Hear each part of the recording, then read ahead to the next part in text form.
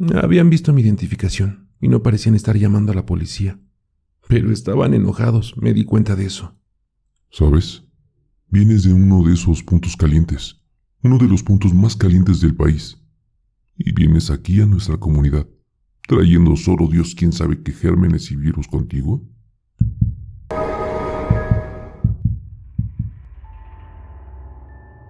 Se suponía que no debíamos abandonar la ciudad. Las órdenes del gobierno habían sido muy específicas al respecto. No se permitía viajar entre las regiones, ya que las tasas de mortalidad por el virus habían comenzado a subir nuevamente. El mundo había estado luchando por recuperarse, ya que el virus había retrocedido lentamente. La vida tal como la conocíamos había comenzado a reanudarse normalmente, con la adición de máscaras y distanciamiento social.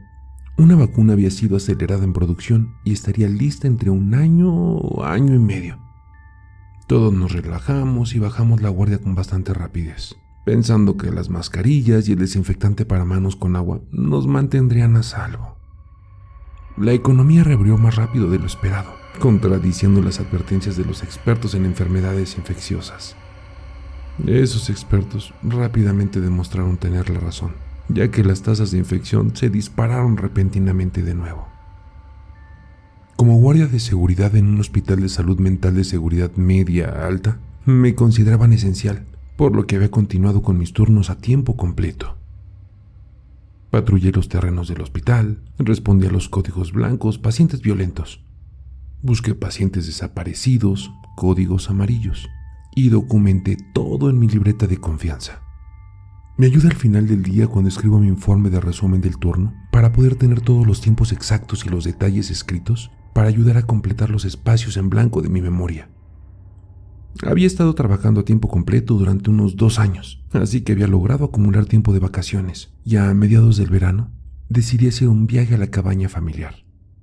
Había reservado el tiempo libre mucho antes, pero, a ser sinceros, había estado debatiendo internamente si deberíamos de ir. El hospital no estaba tan ocupado como lo habitual. De hecho, habían dado de alta a las personas mucho más rápido de lo normal. Orillaron a las personas a tratar de reducir los efectos de un brote potencial dentro del hospital. Todos los pacientes no violentos que podían ser tratados de forma segura, de forma ambulatoria, fueron dados de alta. Los pasillos de muchas unidades que habían estado llenos de pacientes solo unos meses antes, ahora estaban vacíos y eran muy espeluznantes para patrullar, especialmente de noche. Hubo varios problemas al ir a la cabaña. Primero que nada, era ilegal. El gobierno todavía tenía órdenes establecidas indicadas que nadie podría abandonar su región designada sin permiso. Hubo puntos de color rojo donde el virus estaba fuera de control. Nuestra cabaña familiar estaba a unas 5 horas de distancia y muy lejos de nuestra región. Tendríamos que pasar varias jurisdicciones diferentes para poder llegar a ella. Vivíamos en un lugar cálido y la comunidad de cabañas era un lugar frío. La televisión mostró mapas en rojo, azul y los tonos de naranja y amarillo en el medio. Rojo para el calor, azul para el frío. En las noticias informaban sobre pequeñas comunidades de cabañas que se convertían en tribales y militaristas sobre su territorio en algunos lugares, especialmente en regiones azules remotas donde el virus aún no se había extendido y donde los hospitales y suministros para salvar vidas, como los ventiladores, eran escasos. Había ido a mi cabaña todos los años durante toda mi vida. Sabía que las personas cercanas a nuestra cabaña eran amigables, así que eso no me preocupaba. Solo me preocupaban las noticias que siempre estaban tratando de mostrar lo peor de cada situación. Decidimos que nos deteníamos solo cuando fuera necesario y nos llevaríamos todos los suministros que necesitáramos. No habría razón para ir a la pequeña ciudad cerca de nuestra cabaña, donde generalmente íbamos a comprar la comida, café o cebo cuando estábamos ahí. No vi ningún daño y realmente necesitábamos salir de la ciudad por un tiempo. Nuestro departamento era sofocante. No habían espacios verdes cerca y ni siquiera teníamos un balcón. Las ventanas eran pequeñas y estábamos en el piso superior de un edificio antiguo y mal ventilado. Todo el calor del piso de abajo se elevaba hacia nosotros. Habíamos llegado a la cabaña sin inconvenientes, aliviados de no haber sido detenidos por ningún policía, ya que no teníamos ninguna excusa real para nuestro viaje y nos habrían multado y enviado de vuelta a casa.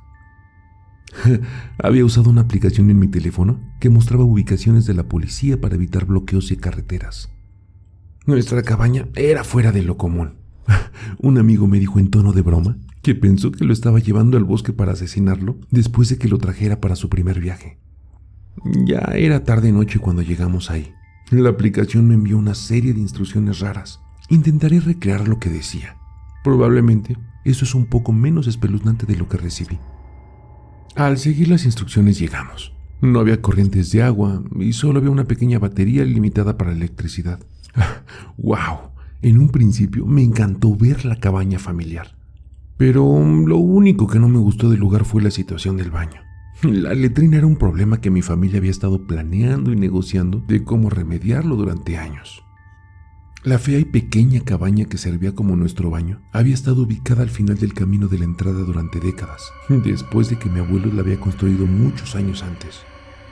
Las serpientes y las ardillas merodeaban en ella, y las arañas gigantes hacían telarañas en los lugares más inconvenientes. En verdad, siempre sentí que algo me iba a morder en el antiguo pozo de desechos humanos debajo de mi trasero. Sí, con mi trasero expuesto, mientras me sentaba en el asiento del inodoro que estaba mal asegurado y astillado. Nos levantamos tarde en la noche y bueno, los mosquitos eran feroces. Me subí la capucha y corrí dentro y fuera de la cabaña, trayendo todo el equipaje hasta que todo estuvo adentro. Mi esposa ya estaba limpiando las mesas con desinfectante y ordenando las cosas. Las popos de ratón estaban dispersas aquí y allá en todas partes, así que saqué la escoba y comencé a barrer. Finalmente, el lugar estaba lo suficientemente ordenado como para que pudiéramos sentarnos y relajarnos después de nuestro largo viaje. Abrí el refrigerador y tomé una cerveza y Christine me sorprendió al hacer lo mismo. Ella no suele beber nada y yo bebo muy raramente, aunque bueno, lo hago un poco más seguido en la cabaña. El lugar siempre tenía una sensación espeluznante cuando llegabas por la noche. Estábamos tan aislados ahí y era tan silencioso, especialmente en contraste con el ruido constante de los automóviles de la carretera y el ruido interminable de la ciudad. Revisé mi teléfono para ver la hora. 11:15 p.m. Y bueno, vi que no tenía señal mi celular.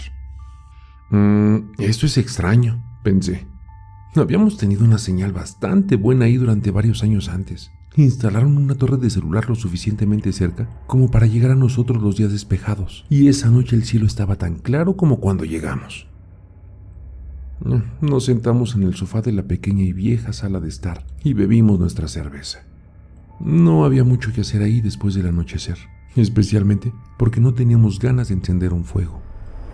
Christine sacó la computadora portátil y vimos un viejo episodio de una serie mientras hablábamos. Es extraño que no haya señal aquí de repente. Supongo que no habrá Netflix esta noche, le dije. Descargué un montón de cosas antes de venir, dijo. Di un suspiro de alivio. Habíamos traído una computadora portátil auxiliar y la última vez que verifiqué tenía un contenido peligrosamente escaso. Habíamos estado comiendo mientras hablábamos un poco y mi estómago, siempre problemático, comenzó a rugir y dar vueltas, lo que indicaba la necesidad urgente de ir al baño. Vacilante, salí y comencé la caminata de 50 yardas hacia la letrina. Apagué la linterna para admirar las estrellas de arriba y dejé mis ojos que se acostumbraran a la oscuridad. La noche sin luna era hermosa. El cielo de arriba se enfocó cuando mis ojos se ajustaron y vi que la Vía Láctea comenzaba a aparecer en todo su esplendor. Miles de millones de billones de estrellas individuales de diferentes tamaños y formas se destacaron sobre un fondo de color blanco lechoso, detalles que nunca podría ver decentemente desde la ciudad. Las luciérnagas se encendieron intermitentemente en la distancia delante de mí.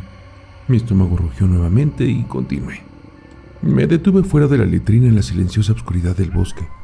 A lo lejos aulló un coyote. Me preparé para lo que estaba detrás de la puerta y abrí el pestillo del gancho. Encendí la linterna y entré. Me di vuelta, me bajé los pantalones y comencé a sentarme. Miré a mi izquierda y grité. Una gran familia de murciélagos había establecido su nido dentro del viejo establo y colgaban del techo de la esquina. Sus ojos brillaban rojos con el haz de mi linterna. Había docenas de ellos dentro de la letrina conmigo y de repente noté su pegajoso guano cubriendo cada superficie en este lado de la letrina. Se despertaron y comenzaron a mover sus alas y a gritar, cayendo sobre mí y a mi alrededor, mordiéndome la cara y mi cuello. Salté de la letrina, con los pantalones a medio camino y la linterna todavía en el interior de la repisa desagradable cubierta de guano al lado del viejo inodoro destartalado. Me arrastré y me subí los pantalones para correr, abrochándolos mientras avanzaba. La sangre goteó por mi cara cuando me apresuré a entrar. ¡Oh, Dios mío! ¿Qué te está pasando? ¿Estás bien? Christine saltó y corrió hacia mí cuando entré. Le conté lo que había sucedido y ella me llevó al sofá para sentarme. Tomó una botella de agua fresca cercana y la vertió en las pequeñas marcas de mordiscos y rasguños que cubrían mi rostro y cuello.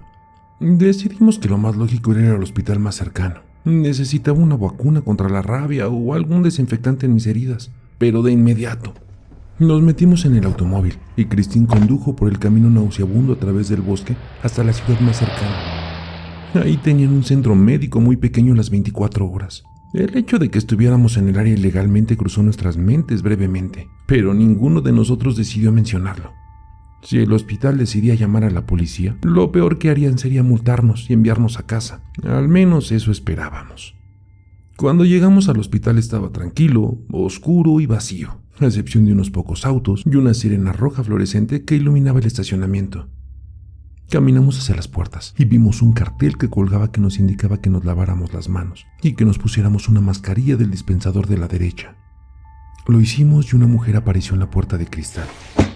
La mujer que abrió la puerta resultó ser la enfermera.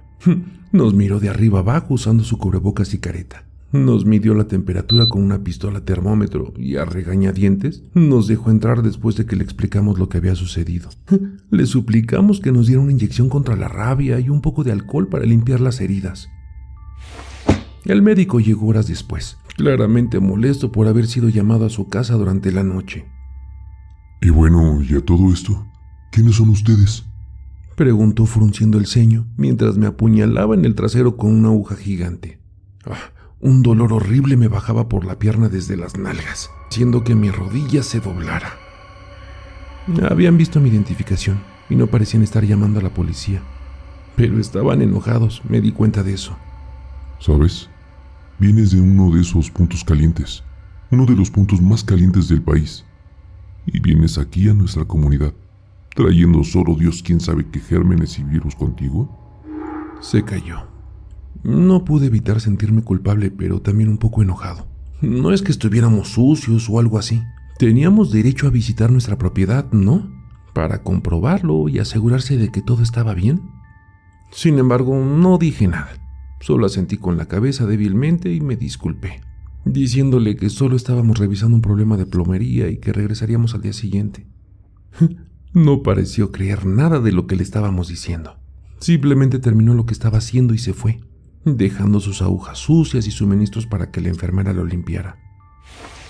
Entró luciendo aún más enojada que antes y nos dijo que saliéramos mientras limpiaba ruidosamente la sala del examen. Regresamos a nuestro auto, lo encendí, salí de nuestro lugar de estacionamiento y me dirigí de regreso a la cabaña. Después de unos minutos de manejo, miré por el espejo retrovisor y vi los faros detrás de nosotros. Era inusual ver a alguien en esas carreteras a esa hora de la noche antes de la pandemia, y desde entonces había estado desierta por todas partes. Apenas habíamos visto otro coche en la carretera, incluso a plena luz del día. Así que me sobresalté un poco cuando el auto comenzó a seguirnos por nuestro camino de regreso a la cabaña. El camino de grava continuó por un tiempo, con casas a ambos lados del camino donde vivían los lugareños. Había letreros hechos a mano colocados aquí y allá en el césped, pero no podía distinguirlos en la oscuridad.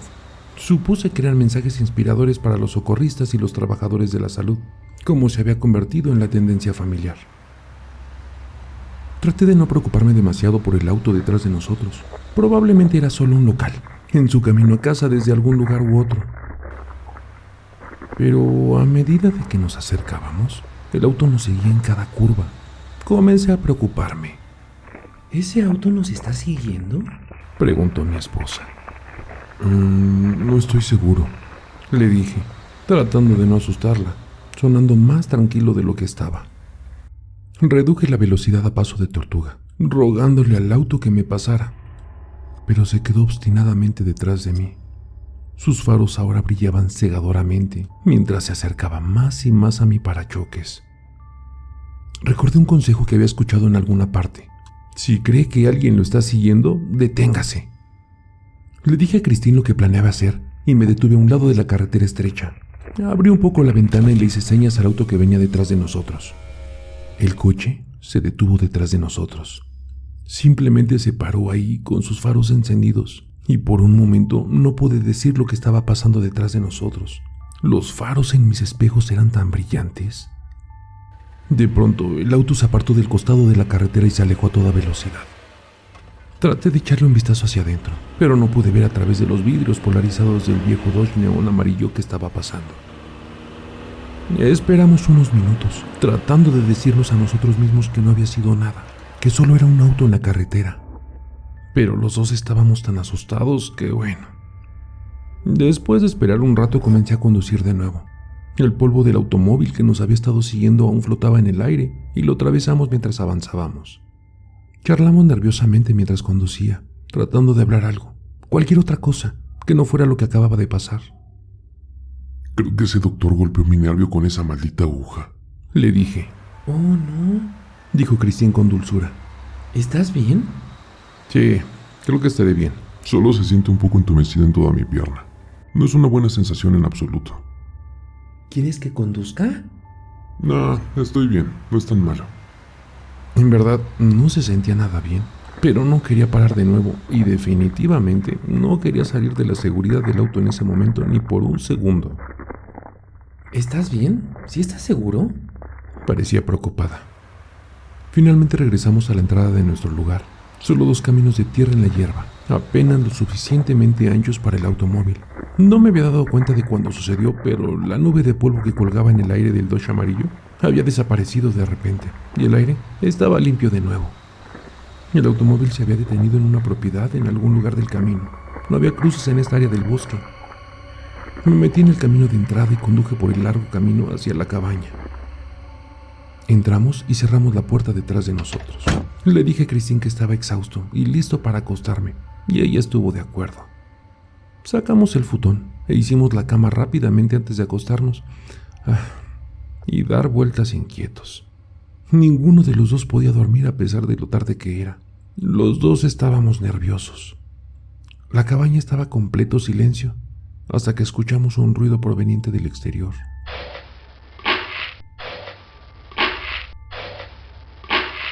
¿Qué es eso? Christine se incorporó en la oscuridad.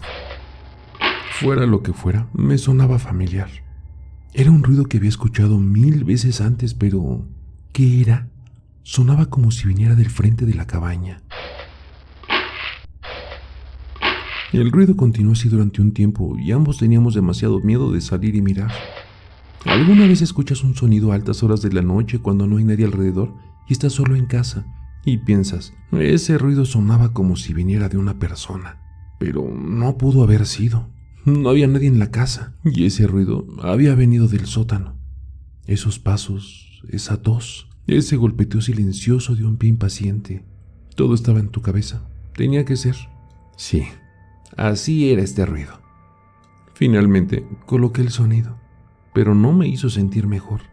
Al principio no quería decírselo a Christine, pero tenía que buscar una segunda opinión. Ella me diría que estaba loco. Esperaba. Ese ruido... Lo siento. ¿Sigues despierta? Por supuesto que estoy despierta. Ese ruido me está asustando mucho en este momento. Está bien. Solo dime que estoy loco. ¿Ese ruido suena como excavando? ¿Como que alguien cava con una pala? Me agarró y se sentó de golpe, llevándome con ella. Eso es... Oh, Dios mío, ¿qué? ¿Por qué? ¿Por qué alguien estaría cavando fuera de nuestra cabaña en este momento? Nos acurrucamos juntos. No tenía una respuesta para ella. No teníamos armas aparte de una navaja pequeña en el bolsillo que traje conmigo para cortar hilo de pescar. Esperaba estar equivocado sobre el ruido. Traté de pensar en qué más podía hacer, pero no pude. El ruido continuó metódicamente por mucho tiempo. Fuera cual fuera el agujero que estaban cavando esa persona, era grande, suponiendo que no me equivocara con el sonido. Revisé mi teléfono periódicamente en busca de señal, con la esperanza de que tal vez 1 o 2 barras llamaran al 911. Sin servicio. Eso permanecía obstinadamente incrustado en la parte superior de mi pantalla. Después de 1 hora más o menos, el ruido finalmente se detuvo. Ambos estábamos despiertos, nuestros ojos fijos en el techo, sin saber qué hacer, esperando la luz de la mañana, cuando el mundo exterior sería un lugar menos aterrador. Dormir estaba fuera de lugar. Le dije a Christine que quería irme lo antes posible. De eso sí estaba seguro. Finalmente comenzamos a ver una luz tenue afuera y podíamos escuchar el canto de los pájaros en silencio a través del vidrio de las ventanas. No escuchamos nada durante un tiempo, y a pesar de nuestro miedo, nuestro cansancio se hizo cargo y ambos sumergimos en un sueño ligero y sin sueños. Cuando me desperté, la escena a mi alrededor no tenía sentido. Miré hacia arriba y vi el cielo azul detrás de las ramas de los árboles sobre mí. Estaba en el fondo de un agujero poco profundo y no podía moverme. Tenía las manos atadas a mi espalda. La tierra fría estaba húmeda contra mi espalda. Miré hacia arriba y vi un rostro detrás de una cámara y un protector facial, mirándome, de pie en el suelo sobre el agujero en el que estaba. Era un hombre que estaba en medio de una oración, hablando con otra persona, ignorándome cuando me desperté. No puedo dejar que te moleste. Ellos fueron los que ignoraron las noticias, todas las advertencias. Incluso pusimos carteles en el pueblo diciéndoles que no vinieran, que no los queríamos aquí. ¿Qué más se supone que debemos de hacer? ¿Ya viste lo que le pasó a Becky? ¿Quieres que le pase eso a tu abuela? ¿Cuántas personas necesitamos perder? Cerré los ojos, estremeciéndome de sorpresa cuando me echó la tierra fría. Lo sé, pero simplemente no se siente bien. Quiero decir, una cosa es matar a alguien, pero enterrarlo vivo, eso es espantoso, dijo la otra voz mientras recogía otra pala llena de tierra y la vertía sobre mí, evitando mirar mis ojos aterrorizados. Hablamos de esto en la reunión del martes pasado, Ronnie. ¿Recuerdas? La palabra de Dios dice específicamente no asesinar. No dice nada sobre enterrar vivas a las personas, ¿verdad? De hecho, si no recuerdo mal, había una historia sobre un tipo llamado Jesús. Dijo Jesús como un televangelista en televisión sureña campecha. Jesús. Sí recuerda, ¿no? Fue enterrado vivo, salió 3 días después, y fino y elegante. Alabado sea. Lo sé, recuerdo el folleto, pero ahora que estamos aquí haciéndolo, parece un poco mal. Eso es todo, dijo en voz baja para que el otro lo escuchara. Estaba completamente horrorizado. Es sorprendente cómo tu mente comienza a correr y entra en modo de supervivencia cuando sabes que vas a morir. Empecé a pensar mucho, aferrándome a cualquier cosa que pudiera sacarme de esto. Mi boca estaba amordazada, así que no podía tratar de hablar para salir. Mis manos y mis pies estaban fuertemente atados con una cuerda. Una cosa que tenía a mi favor era que había sujetado a suficientes pacientes mentales en mi trabajo. Sabía que las cuerdas no eran tan infalibles como parecían, sin importar cuán apretados estuvieran los nudos. Tantas veces habían movilizado a los pacientes de manera experta, siguiendo un código blanco, volviendo 5 minutos después para controlarlos, y encontrándolos sueltos y corriendo por la sala de aislamiento, golpeándose las manos y las cabezas contra las paredes y las ventanas. Ninguna de las enfermeras se molestó ni culpó nunca, excepto las jóvenes nuevas. Después de un par de años, todos sabíamos que algunos pacientes eran Houdini y que algunos nudos eran falibles. Empecé a mover mis muñecas, doblando las cuerdas y tratando de crear espacio. Para cuando estuve completamente cubierto de tierra, tenía las cuerdas lo suficientemente flojas que casi podía pasar un pulgar por ellas. No podía respirar y luchaba por no entrar en pánico. Mis años de clases de natación y entrenamiento de salvavidas cuando era joven vinieron a mí y traté de controlar mi respiración.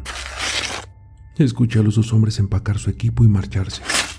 Traté de controlarme y esperar el mayor tiempo posible, sabiendo que incluso si se hubieran ido, podrían estar observando para asegurarse de que no nos fuéramos.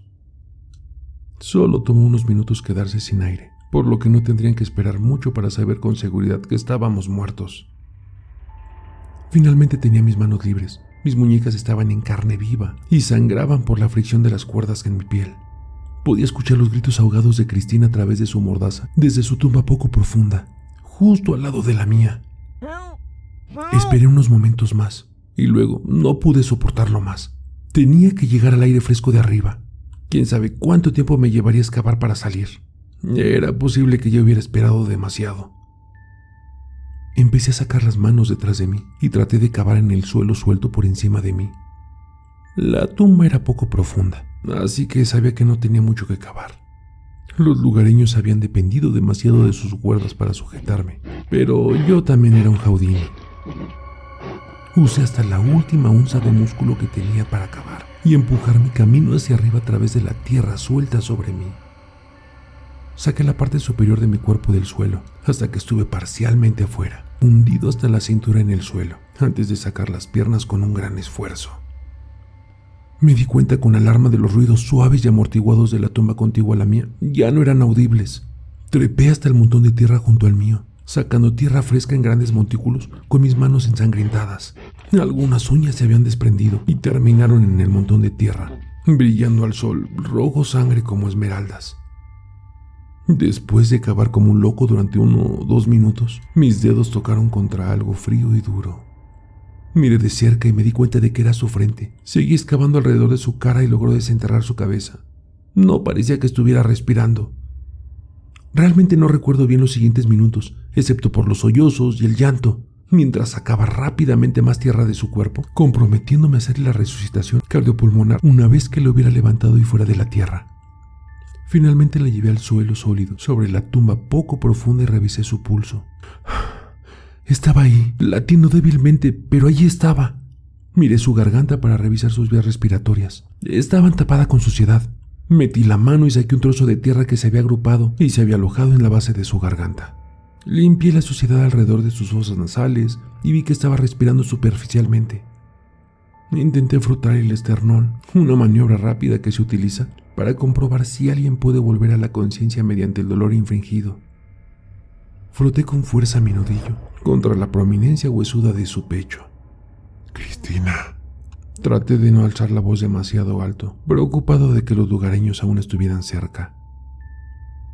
Empezó a volver en sí, gimiendo con ojos cerrados. La hice callar, le dije que no hiciera mucho ruido, que todavía estarían cerca. Cuando Cristina estuvo lo suficientemente despierta, regresamos a la cabaña. Nuestras tumbas poco profundas habían sido excavadas al final del camino de la entrada, al lado de la letrina. Sorprendentemente, nuestro automóvil estaba intacto, parecía no haber sido dañado. No podía entender por qué no se lo habían llevado. Revisé debajo y alrededor en busca de trampas explosivas, pero no vi nada. Le dije a Christine que yo lo empezaría, que debía esperar un poco más lejos en caso de que explotara o algo así. Ya quería largarme de ahí.